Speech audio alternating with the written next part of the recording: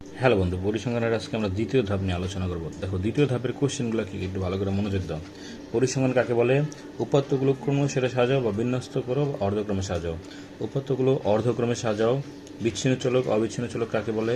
মধ্যক নির্ণয় জোড়, মধ্যক নির্ণয় বিজোড়। প্রচুরক নির্ণয় মধ্যক শ্রেণীর মধ্যবিন্দু, প্রচুরক শ্রেণীর মধ্যবিন্দু। চলকের পরিচয় সহ সংক্ষিপ্ত গড়, চলকের পরিচয় সহ মধ্যক নির্ণয় সূত্র, চলকের পরিচয় সহ প্রচুরক নির্ণয় সূত্র। অবিচ্ছিন্ন শ্রেণীসীমা, ক্রমবিজিত গণসংখ্যা, শ্রেণীর মধ্যবিন্দু। কেন্দ্রীয় প্রবণতা কাকে বলে? এর পরিমাপ কয়টি ও কী কী? দেখো লাস্টেরটা কি বন্ধুরা। সর্বোচ্চ মান 20, মধ্যবিন্দু 15, সর্বনিম্ন মান কত? সর্বোচ্চ মান 50, পরিসর 71, সর্বনিম্ন মান কত? চলো এখন এই 5টা কোশ্চেন নিয়ে আমরা আলোচনা করি। পরিসংখ্যা কাকে বলে? যে বিজ্ঞান সংখ্যাত্মক তথ্য সংগ্রহ, শ্রেণীবিন্যাস, উপস্থাপন, বিশ্লেষণ ও ব্যাখ্যা করে সিদ্ধান্ত গ্রহণে সাহায্য করে তাকে পরিসংখ্যান বলে।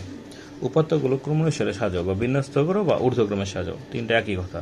51, 52, 53, 54, 55, 56, 57, 58। তারপর যাও উপাত্তগুলো অর্ধক্রমে সাজাও, মানে বড় থেকে ছোট, এই যে উল্টাভাবে সাজাবা। 58, 57, 56, 55, 54, 53, 52, 51। আচ্ছা, পরটা যাও। যে চলকের মান গণনা করে পাওয়া যায় এবং যার মধ্যে সাধারণ পূর্ণ সংখ্যা হয় তাকে বিচ্ছিন্ন চলক বলে। মুখস্থ করে ফেলবা। তারপরে যাও, যে চলকের মান পরিমাপ করে পাওয়া যায় এবং যার মান একটি নির্দিষ্ট সীমার মধ্যে যে কোনো হতে পারে তাকে অবিচ্ছিন্ন চলক বলে। এখন দেখো, মধ্যক নির্ণয় জোড়। উপাত্তগুলো ক্রম অনুসারে সাজাবা, মানে ছোট থেকে বড় সাজাবা।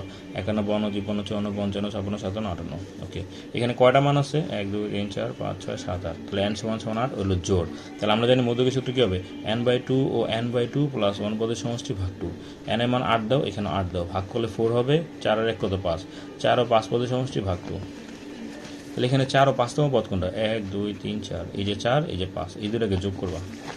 দেখো, 54 আর 55 যোগ করছি, কত হয়েছে? 109। 2 দিয়ে ভাগ করো, 54.5। ঠিক আছে, এই তোমরা এই 5টা অঙ্ক ভালো করে টেনে টেনে দেখে নিবা।